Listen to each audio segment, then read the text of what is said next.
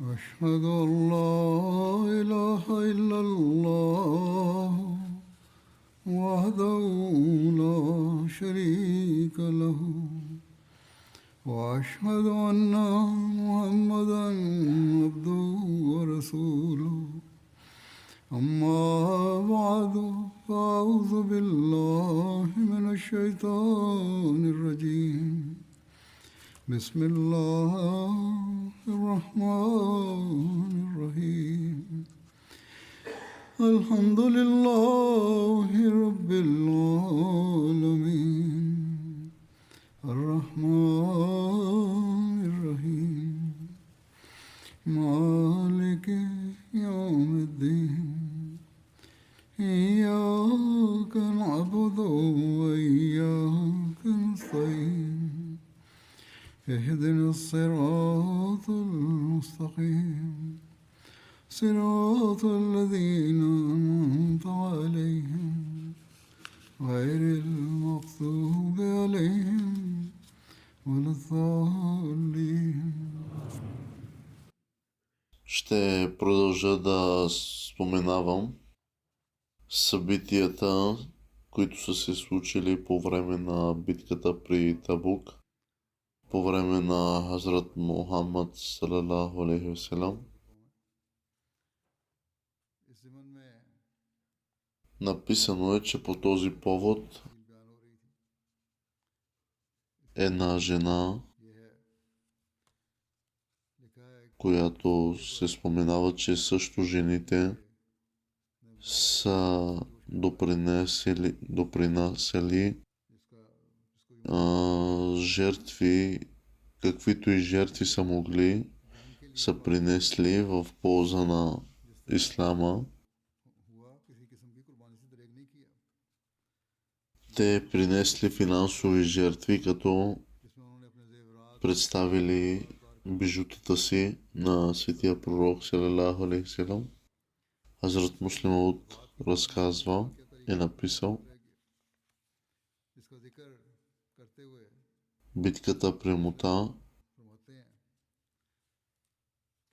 всеки в сърцето на всеки един мюсюлманин е имало в съзнанието им е било да задоволят желанието на светия пророк салалаху алейхи васелам. Дори жените казваха на своите съпруги и деца, на своите съпруги, че станете и отивайте, бийте се и застанете рамо до рамо до светия пророк салалаху алейхи васелам.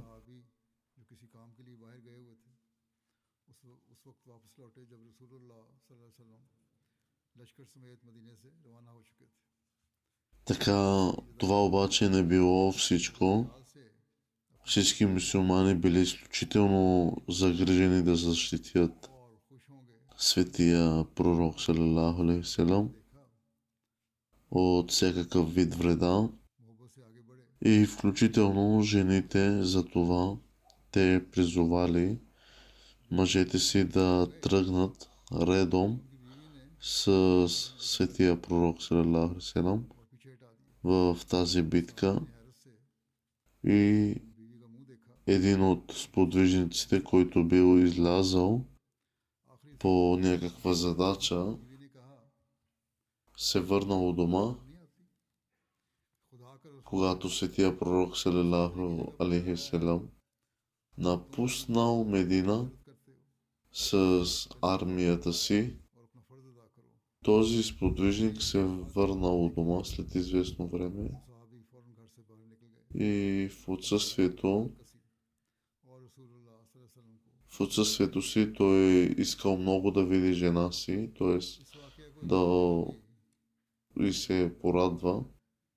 Когато се приближил до дома си, видял жена си да седи в двора, и когато се приближил до нея, за да я поздрави, тя го отблъснала. Объркан, той я попитал защо така се отнася с него. И така, след като се виждали след дълъг период, тя казала, че първо трябва да отиде и да изпълни дълга си, का वाक़या पेश आ गया। а след това да се тревожи за всякакви прояви на обич. रूमी И затова спътникът веднага яхнал ताकतवर थी с जैसे आजकल коня и се е присъединил към мюсюлманската армия. एक छोटी सी फौज लेकर इतनी बड़ी हुकूमत के मुकाबले में जाना पड़ा। मदीने में बहुत थोड़े मुसलमान थे और फिर इर्द गिर्द के लोग भी इकट्ठे नहीं थे, लेकिन अगर वो इकट्ठे होते भी Според तो क्या събитията, मुकाबले में उनकी कोई हैसियत नहीं थी। след приблизително फरमाया 15 до 22 спирки по пътя, जब इस्लामी लश्कर रवाना светия пророк салалаху алейхи салам तो वो सहाबी जिन्हें रसूल करीम пристигнал в Табук. वापस आए। По-късно नई नई शादी हुई थी। एक अरसे की जुदाई के बाद जब वो अपने घर में दाखिल हुए джамиите са били построени на सीधे उसकी तरफ गए। различните места, होना चाहा मगर включи- उनकी मोहब्बत का जवाब които включват उनके सीने पर जोर से दो हथड़ मारा और पीछे धक्का देकर कहा, खुदा का रसूल तो मैदान जंग में गया हुआ है। които са били на различни места. खुदा की कसम जब तक मोहम्मद रसूलुल्लाह सल्लल्लाहु अलैहि वसल्लम बखैरियत वापस नहीं आ जाते मैं तुम्हारी शक्ल तक नहीं देखूंगी। वो सहाबी उसी वक्त घर से निकल खड़े हुए और मदीने से 3 मंजिल के करीब फासले पर इस्लामी लश्कर से जा मिले और फिर उसी वक्त Това са били онези хора, करीम सल्लल्लाहु अलैहि वसल्लम които са подлагали своя живот वापस लौटे। пред всякакво изпитание, без да се замислят. मौके पर अपनी जान को बिला दे И खतरे में डाल दिया। когато и да се е наложило да потърсят жертви बल्कि जब भी कोई за исляма, те са били готови винаги, по всяко време. Записано е в малко по-в пояснение. बहरहाल की तफसीलात में मजीद ये लिखा है Според разказите, Светия пророк Селам मुताबिक 19 मुकामात पर приблизително от 15 до 22 спирки са направили अपने साहबा से и пристигнал в Табук. पहुंच गए। И така по-късно са основали и построили различните джамии по различните места, अलबत्ता बाद में इन където मसाजिद तामीर की Светия пророк салалаху алейхи салам е спирал по пътя към Табук. तो मोरखीन ने Тези места से ये तफसील включват и местата различни, इन जगहों के नाम भी които са записани около 17. 22 तक बयान होते हैं। सीरत इब्ने इसहाक और इब्ने हशाम में जिन 17 मुकामात पर मसाजिद बनाने का जिक्र किया गया है वो ये हैं: जू खुशब, फैफा, जुल मरवा, रुका, वादी अल कुरा, सईद, हिजर, सदर हौज़ा, जुल जीफा, शिक तारा, अलबतरा, अला, ज़ातुल खितमी, अख्तर, Според едно предание, че Хазрат Букмабир Амир споменава веднъж по пътя е записано как Светия пророк Селам е заспал през нощта и се събудил на следващата сутрин, когато слънцето започна да изгрява. Светия пророк Селам е казал: Билал, аз не ти ли казах да ми напомниш и да ме събудиш за сутрешната молитва? Билал отговорил, че о пророк на Аллах, и аз като вас съм бил обзет от съня. И след това Светия пророк Селам заповядал на армията да тръгне и след известно разстояние спрял, за да извърши сутрешната молитва, след като направил 2 раката сунат и така направил молитва колективна с другите и продължил пътуването си, докато не е стигнал до Табук, но на следващия ден. При при пристигането си до Табук, Светия Пророк Селам се обърнал към мюсюлманите, казвайки им реч, която им е държал, че книгата на Аллах е най-голяма истина и че праведното слово е най-правилно и твърдо. Той казал, че най-добрата религия е тази на най-правилната книга е Коран,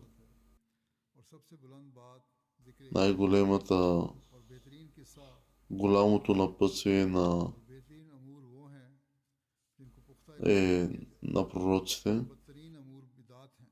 и най-добрата практика е практиката на Мухаммад ﷺ и най-възвишеното слово е споменаването на Аллах. А най-лошото е, че не е на очите да си слаб, а в сърцето да си слаб.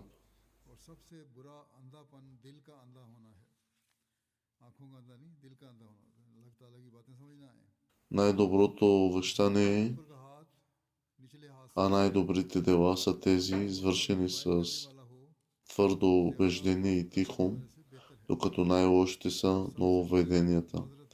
Най-доброто напътствие е това на пророците, а най-добрата смърт е да бъде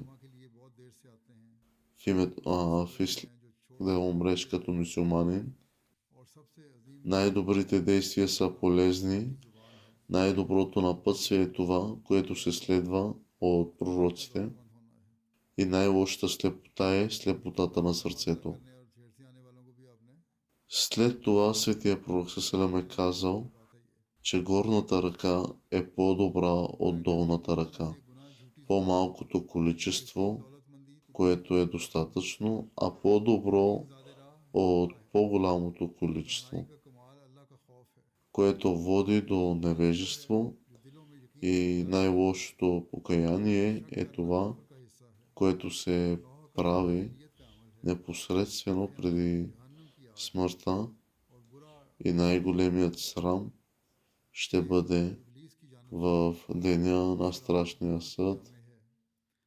И Светия Пророк е казал, че някои хора ще закъснеят за петъчната молитва, а други ще бъдат толкова скъдни в споменането на Аллах. Той каза, че сред най-големите грехове е лъжата, най-голямото богатство е богатството на сърцето и най-голямото препитание е праведността, най-големият разум е страхът от Аллах, най-добрата дума е тази, която установява увереност в сърцата, най-лошата храна е да се храниш с храната с правото на бедния, и най-лошата печалба е лихвата, неприятната поезия, т.е. глупостите, нецензурните думи е от сатаната, а алкохолът е напитката на греха. Светия Пророк ﷺ продължил да дава напътствие на мюсюлманите по различни други въпроси и след това е казал, Светия Пророк също е давал напътствия в различни случаи и е казал, че о Аллах, направи на моя джамат да бъдат от праведните. Веднъж Светия Пророк казал, че най-добрите хора са тези, които яздят животните си или тръгват пеша в служба на Аллах, докато най-лошите са онези, които рецитират Божията книга, но не изоставят невежеството си и не действат според книгата.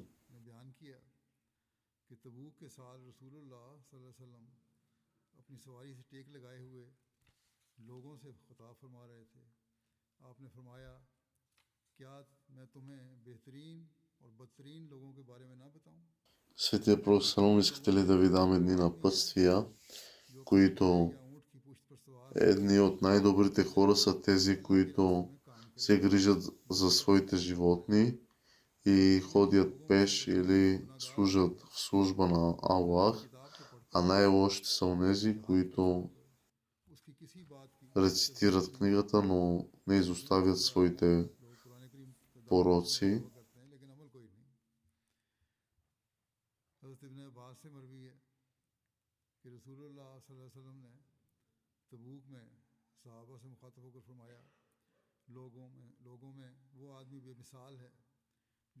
Записано е, че след като Светия Пророк Селам пристигнал в Табук, той изпратил писмо до римския император,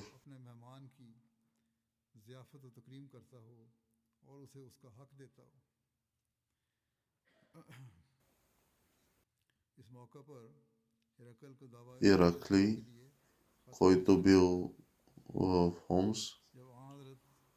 Когато Ираклий прочел писмото, той наредил на пратеника да се върне и да съобщи на Светия Пророк, че го приема. Той обаче не можел да изостави империята си и дори изпратил малко пари. Когато Светия Пророк бил информиран за този отговор, той казал, че Ираклий не е казал истината. Записано е, че до Хосрос са били изпратени 2 писма. Едното го призовавало да не спира народа си да приеме исляма, а второто, изпратено по-късно, го канело да приеме исляма.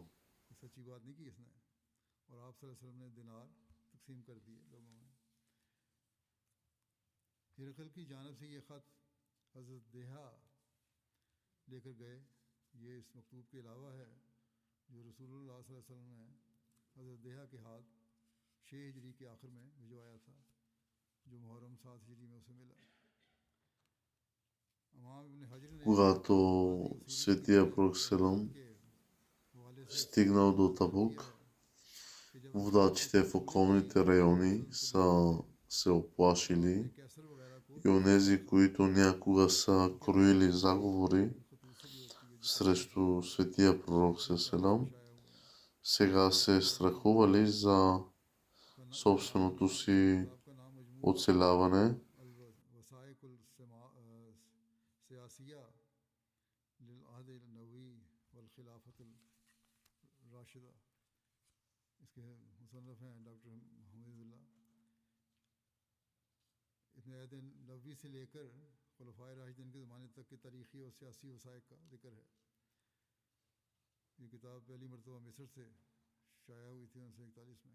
Така са били изпратени 2 писма до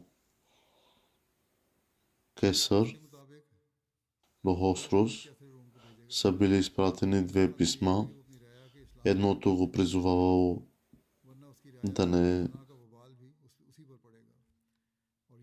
да не спира народа си да приема исляма, а второто е било изпратено по-късно, като го канел да приеме исляма.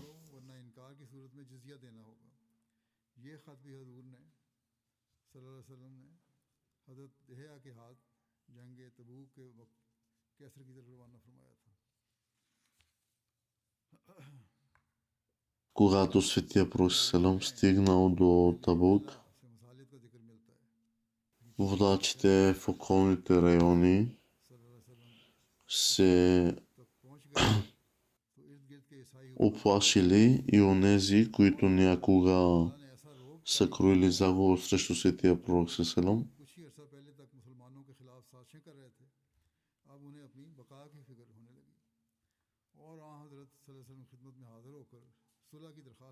Сега се страхували за собственото си оцеляване. Те се явили пред Светия Пророк Селам, молейки за мирни договори. Например, водачът на Айла, район близо до Табук, поискал мирен договор от светия пророк саллалаху алейхи ва саллям и съответно светия пророк саллаллаху алейхи ва саллям наредил да бъде изготвен договор, който да гарантира безопасността на хората от Айла и околните райони.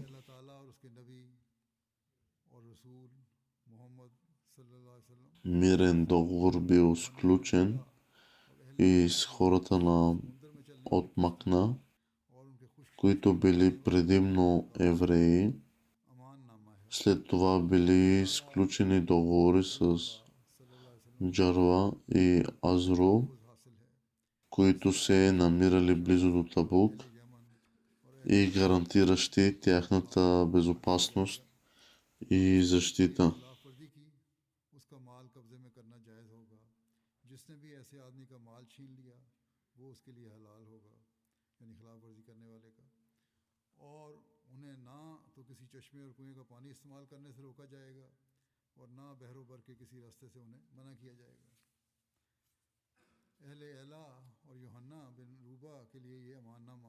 Във връзка с битката при Табук се споменава и за експедиция на Хазрат Халид бин Валид към Вакайдар бин Абдил Малик и светия пророк саллалаху алейхи ва саллям изпратил Хазрат Халид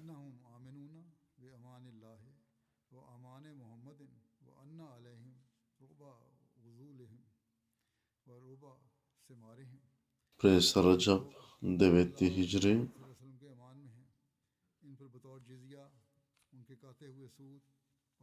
с 420 мъже към Даума Ал-Джандал, който бил крепост и град между Сирия и Медина и на 400 км от Табук. Вахдар бил водач на Бану Кинда и бил християнин, но Аллах бил информирал светия пророк саллалаху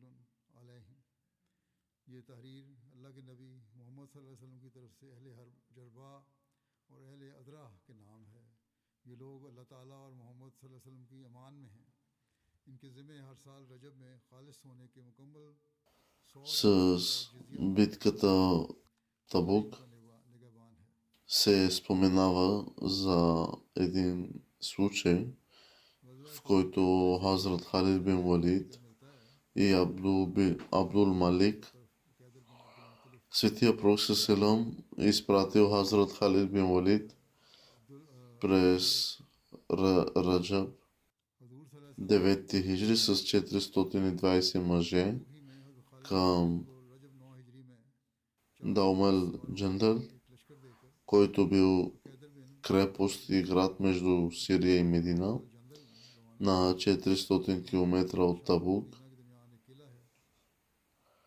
И Вахдар бил водач на Бану Кинда и той бил християнин.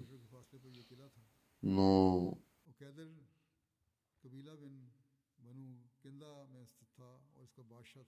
Аллах бил информирал светия пророк саллалаху, че той ще пасе животните си през нощта и че тогава мюсюлманите трябва да го заловят, докато е изкарал животните си на паша и да го доведат при светия пророк ﷺ. Следователно, когато Халид бин Валид се приближил до крепостта, той видял Лахдаер отвън, точно както светия пророк ﷺ бил казал, че ще бъде. Мюсюлманската армия се приближила и превзела Лахдаер, докато братът на Лахайдар се съпротивлявал и в крайна сметка бил убит.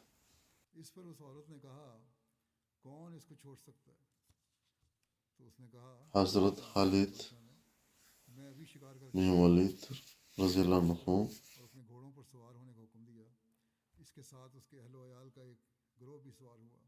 предложил на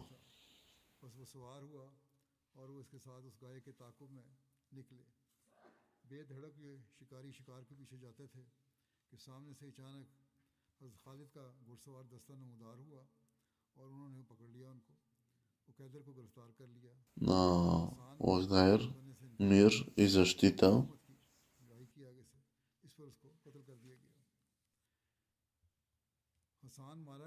като го отвел при светия пророк ﷺ, при условие, че той осигури победата на мюсюлманите на Даума Ал-Джандал, с което Лахдаер се съгласил с гаранцията за мирен договор и Лахайдар се съгласил да отвори вратите на крепостта за Хазрат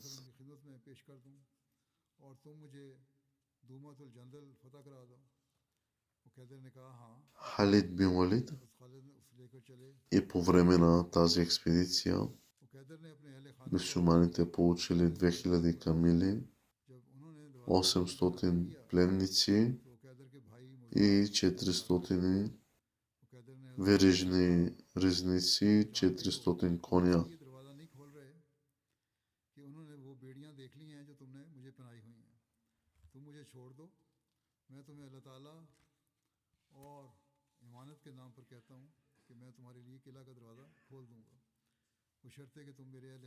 Лахайдар бил представен пред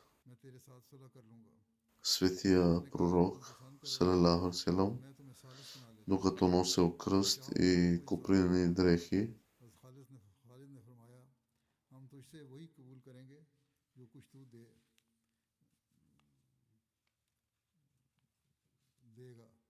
Виждайки светия пророк салалаху алейхи ва салям това, така и той се е поклонил пред светия пророк ﷺ, но светия пророк ﷺ му наредил да не го прави и Лахайдар бил освободен и светия пророк ﷺ сключил мирен договор с него, в който също се споменавал, че Лахайдар е приел исляма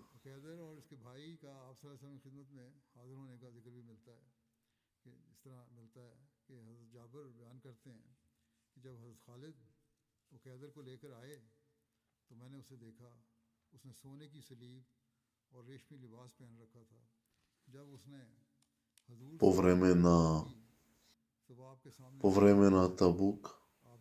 Е записано, че един от сподвижниците е починал и е бил погребан в Табук.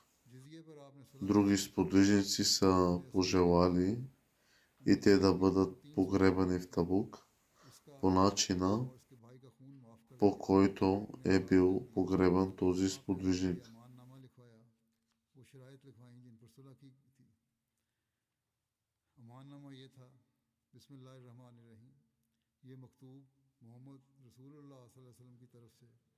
हज़रत खालिद के साथ उकैदर के लिए है जिसने इस्लाम कबूल कर लिया और बुतों से अपना ताल्लुक़ तोड़ लिया। उसने इस्लाम भी कबूल कर लिया था, इसके मुताबिक तो तोड़ लिया।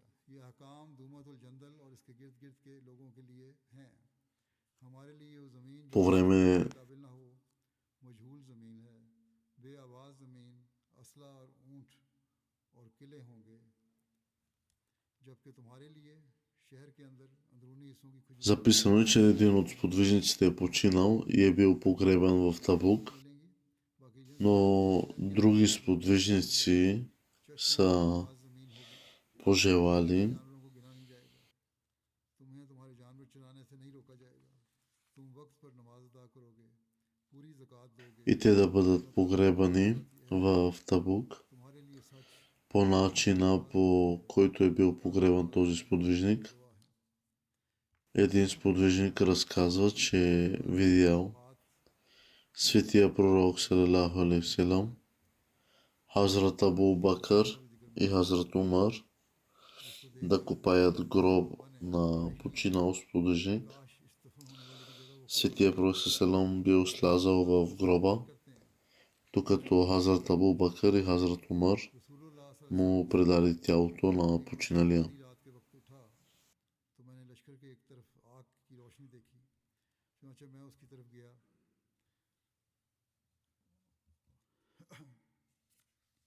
कि देखूं वो क्या है। तो क्या देखता हूँ कि रसूलुल्लाह सल्लल्लाहु अलैहि वसल्लम, हज़रत अबू बकर Докато бил в Табук, और हज़रत उमर रज़ी अल्लाह अन्हु ангел Гавраил дошъл при светия пророк салам и го информирал, че друг негов сподвижник, और ये लोग Мавия Музани, हो चुके е починал в Медина सल्लल्लाहु अलैहि वसल्लम и казал, че светия пророк салам трябва да отслужи покойната му молитва. शरीयत को आपको दे रहे थे। В видение на светия пророк салам бил показан करो बस इन दोनों Муавия Музани да лежи на की मैयत को रसूलुल्लाह सल्लल्लाहु अलैहि वसल्लम के हाथ में दिया। आप повдигнато походно легло मैयत को कब्र में रखा। и той видял редици ангели, докато отслужвал покойната молитва. हो फारस फर्दा अन कि ऐ Светия मैंने इस हाल में शाम की है कि मैं इससे пророк салам попитал как този сподвижник е достигнал този ранг. तमन्ना की कि काश Гавриил отговорил, че това се дължи на любовта му अब्दुल्ला दुल към сура Ал-Ихлас, ये भी छोटे ही थे कि उनके वालिद глава 112 от свещения Коран. उनके चचा मालदार थे। उस चचा ने उनकी किफ़ालत की, हत्ता कि ये भी मालदार हो गए और उनका कारोबार शुरू कर दिया उनके साथ। और उन्होंने फ़तह मक्का के बाद इन्होंने इस्लाम कबूल कर लिया।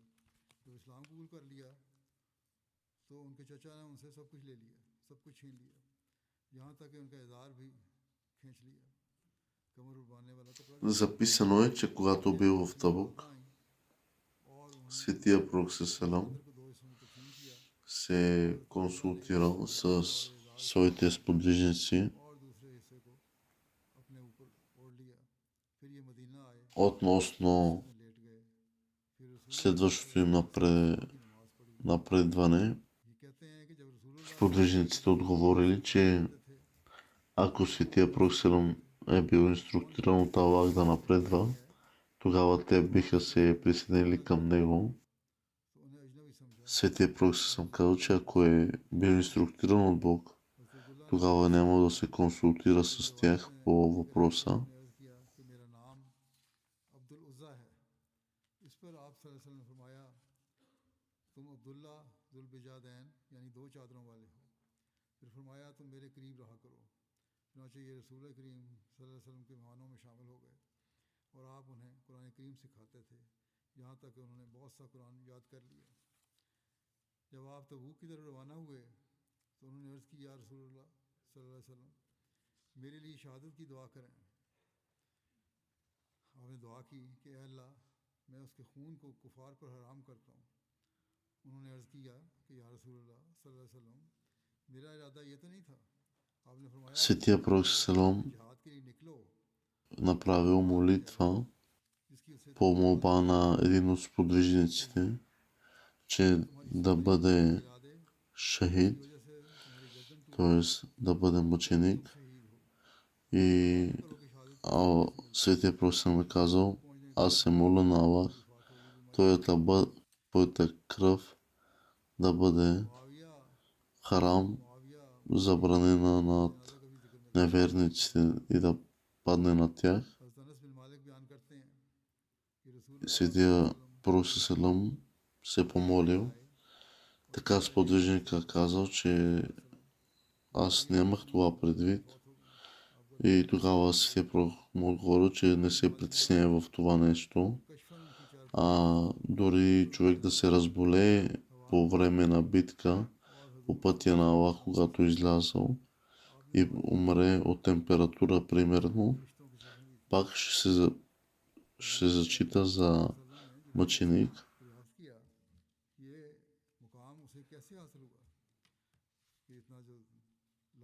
И така той, когато починал, Светия Пророк е получил вест и са попитали ангел Гавриил за каква е тази любов между тях. Той е отговорил, че любовта му е била към сура Ал-Ихлас, Кул хуваллаху ахад, е рецитирал с голяма страст.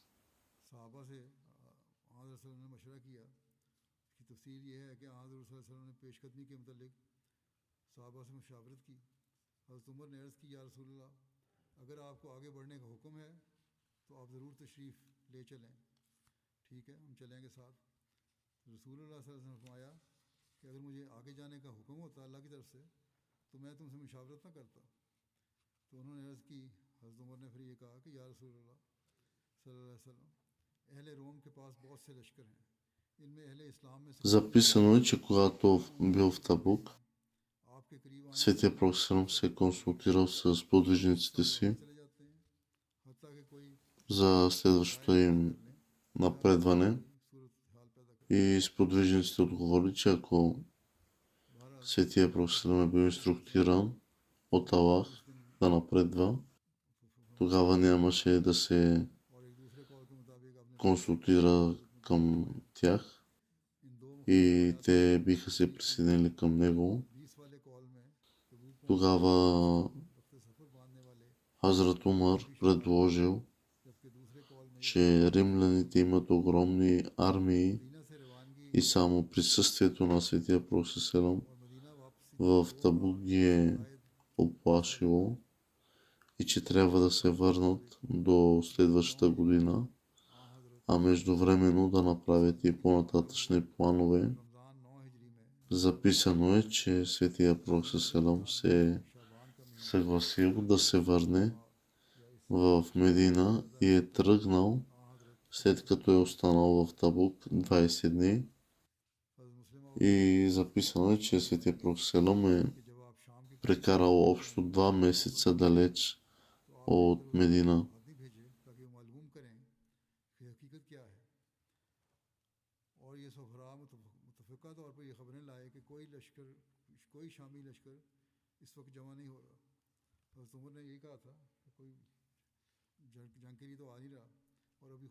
И така Светия Пророк се е срещал с различни племена и се е договарял с тях, без да имат проблеми. Ще спомена събития в бъдеще. Сега искам да направя молитви за мир по света и молба към вас да се молите за мира по света. За ахмадите в Бангладеш, където духовници и противници на общността създават проблеми на нас. Аз се моля Аллах да защити всички ахмади от злото на тези лоши духовници и противници. Също ви призовавам за молитви за ахмадите на Пакистан. Нека Аллах ги защити в Пакистан. Има и голяма нужда от молитви. Ахмадите трябва да се съсредоточат към молитвите много. Също ви призовавам за молитви за палестинците, които които биват убивани, въпреки че споразуменията за прекратяване на огъня е решен, нека Аллах се смели над тях.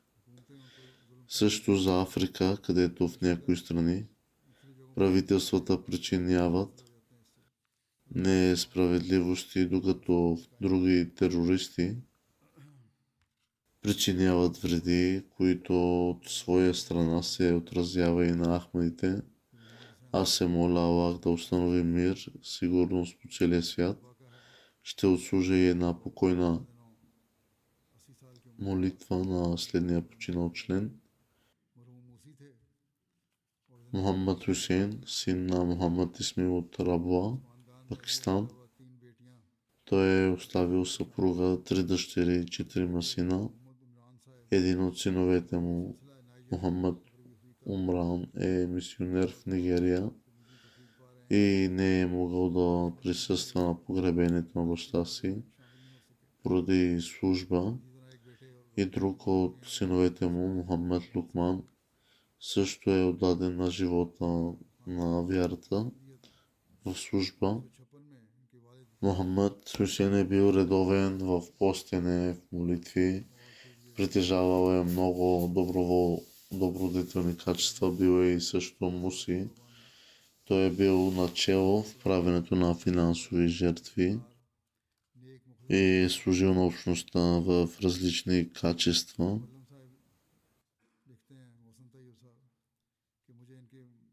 Винаги началото на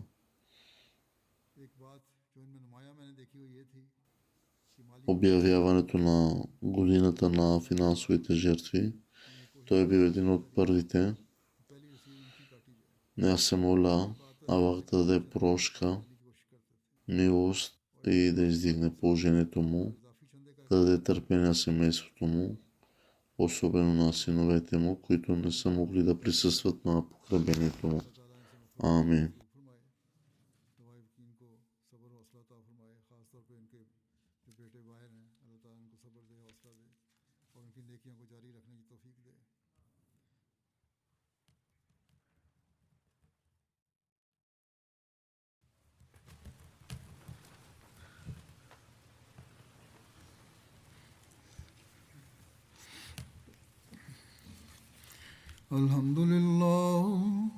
الحمد لله نحمده ونستعينه ونستغفره ونؤمن به ونتوكل عليه ونعوذ بالله من شرور أنفسنا ومن سيئات أعمالنا من يهده الله فلا مضل له ومن يضلل فلا هادي له ونشهد أن لا إله إلا الله ونشهد أن محمدا عبده ورسوله عباد الله رحمكم الله إن الله يأمر بالعدل والإحسان وإيتاء ذي القربى وينهى عن الفحشاء والمنكر والبغي يعظكم لعلكم تذكرون اذكروا الله يذكركم وادعوه يستجب لكم ولذكر الله أكبر